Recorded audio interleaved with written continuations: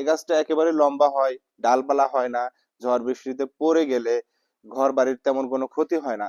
সেজন্য আমরা এই গাছগুলো এরকম জায়গাগুলোতে লাগাইছি, যাতে আমাদের।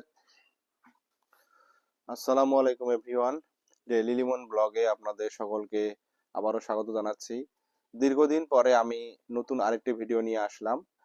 আজকে বাড়িতে আমরা বাজারে ধান নিয়ে যাব।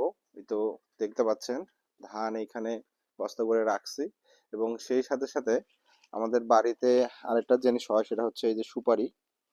এই সুপারিগুলো আমরা অনেকদিন আগে পেরে মজার জন্য ভ্যাকুয়াম চেম্বার অর্থাৎ পলিথিন কাগজের মধ্যে মোড়ায় রাখছিলাম।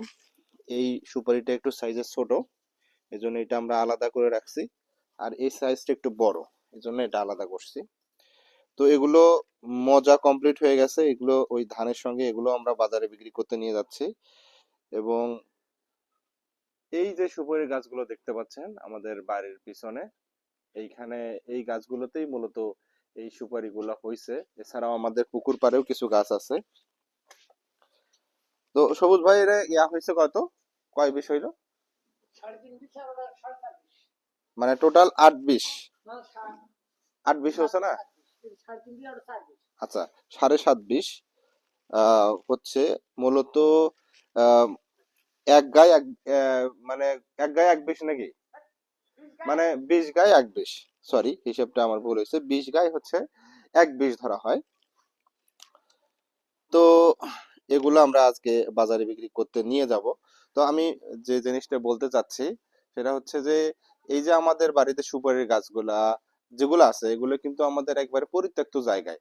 যেমন আমরা আমাদের পিছনের এই সুপারি গাছগুলো লাগাইছি আমাদের বাড়ির পিছনের যে ফাঁকা জায়গাটা আছে, ধরেন 1-1.5 হাত জায়গা, এখানেই আমরা লাগাইছি। এছাড়াও আমাদের বাড়ির পিছনে আরো কিছু গাছ আছে, এই যে দেখতে পাচ্ছেন যে এই যে সুপারি গাছের পাতা, এগুলো ছোট গাছ, এগুলো এখনো বড় হয় নাই। এরকম পুকুরের পাড়েও আছে। এই তো এখানে একটা গাছ আছে, তারপরে হচ্ছে আরো হচ্ছে এইখানে দেখতে পাচ্ছেন 2টা গাছ আছে। তো এইরকম পরিত্যক্ত যে জায়গাগুলো আছে, যে জায়গাগুলো ইউজড হয় না, পড়ে আছে, এই জায়গাগুলোতে আমরা এই সুপারি গাছগুলা লাগাইছি। এবং সুপারি গাছের একটা বিশেষত্ব হচ্ছে এই গাছটা একেবারে লম্বা হয়, ডালপালা হয় না, ঝড় বৃষ্টিতে পড়ে গেলে ঘর বাড়ির তেমন কোনো ক্ষতি হয় না। সেজন্য আমরা এই গাছগুলো এরকম জায়গাগুলোতে লাগাইছি, যাতে আমাদের বাড়িতে যদি আমরা সুপারি খেতে চাই সে চাহিদাটাও পূরণ হয়, এবং অতিরিক্ত যেটা থাকে সেটা আমরা বাজারে বিক্রি করতে পারি।